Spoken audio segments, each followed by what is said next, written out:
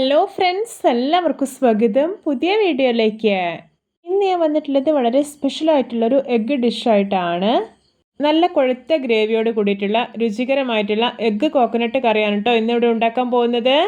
എന്നും പറയുന്ന പോലെ വീഡിയോ കണ്ടിട്ട് ഇഷ്ടപ്പെടുവാണെങ്കിൽ ലൈക്ക് ചെയ്യുക, ഷെയർ ചെയ്യുക, കമൻറ്റ് ചെയ്യുക, ചാനൽ സബ്സ്ക്രൈബ് ചെയ്യാനും മറക്കരുതേ.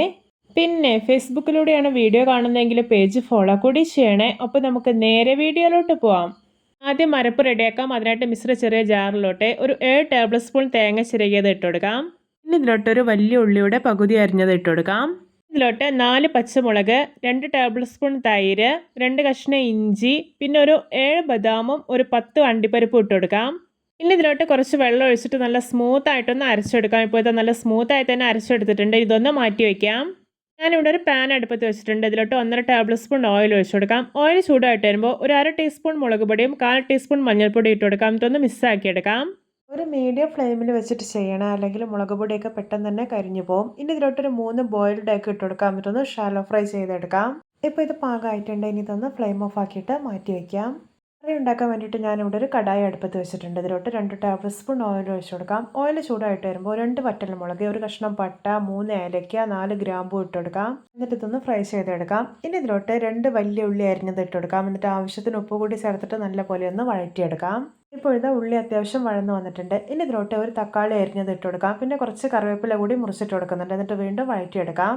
ഇപ്പോൾ ഇത് ഉള്ളിയും തക്കാളിയൊക്കെ നല്ല പാകത്തിന് തന്നെ വഴന്ന് കിട്ടിയിട്ടുണ്ട്. ഇനി ഇതിലോട്ട് മസാലപ്പൊടികൾ ചേർക്കാം.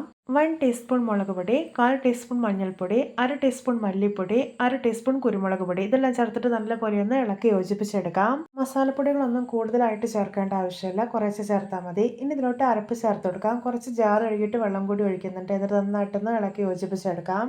ഈ സമയം ഞാൻ ഉപ്പ് നോക്കിയപ്പോൾ ഉപ്പ് കുറവായിരുന്നു. അപ്പോൾ ആവശ്യത്തിനുള്ള ഉപ്പ് കൂടി ചേർക്കുന്നുണ്ട്. ഇനി ഇതൊന്ന് അടച്ചു വയ്ക്കുകയാണ്. കറിയൊക്കെ നന്നായിട്ടൊന്ന് തിളച്ചിട്ട് അരപ്പൊക്കെ ഒന്ന് കുക്കായിട്ട് വരട്ടെ. കറി എന്തായെന്ന് തുറന്ന് നോക്കി നല്ലപോലെ തിളച്ചൊന്ന് കുറുക്കി വന്നിട്ടുണ്ട്. ഇനി ഇതിലോട്ട് നമ്മൾ ഫ്രൈ ചെയ്ത് വെച്ചിരിക്കുന്ന എഗ്ഗ് ഉണ്ടല്ലോ, അത് ഇട്ട് കൊടുക്കാം. ഈ കറി ഒന്ന് തിളച്ച് വരട്ടെ. ഇനി ഇതിലോട്ട് കുറച്ച് കറിവേപ്പിലയും മല്ലിയിലയും അരിഞ്ഞത് ഇട്ട് കൊടുക്കാം. ഒരു എഗ്ഗ് കറി ഉണ്ടല്ലോ, ഇതുപോലെ നല്ല തിക്നെസ്സോടെ തന്നെ റെഡിയാക്കി കഴിക്കണം. അങ്ങനെ കഴിക്കുമ്പോഴാണ് നല്ല ടേസ്റ്റ് ഉള്ളത്. ഇനി ഇതിലോട്ട് ഒരു 1 ടീസ്പൂൺ നെയ്യ് ഇട്ട് കൊടുക്കാം. ഇതിലോട്ട് ഒരു 1/4 ടീസ്പൂൺ ഗരം മസാല കൂടി ഇട്ട് കൊടുക്കുന്നുണ്ട്. എന്നിട്ടൊന്ന് മിക്സാക്കി എടുക്കാം. ശേഷം ഇത് വാങ്ങി വയ്ക്കാവുന്നതാണ്.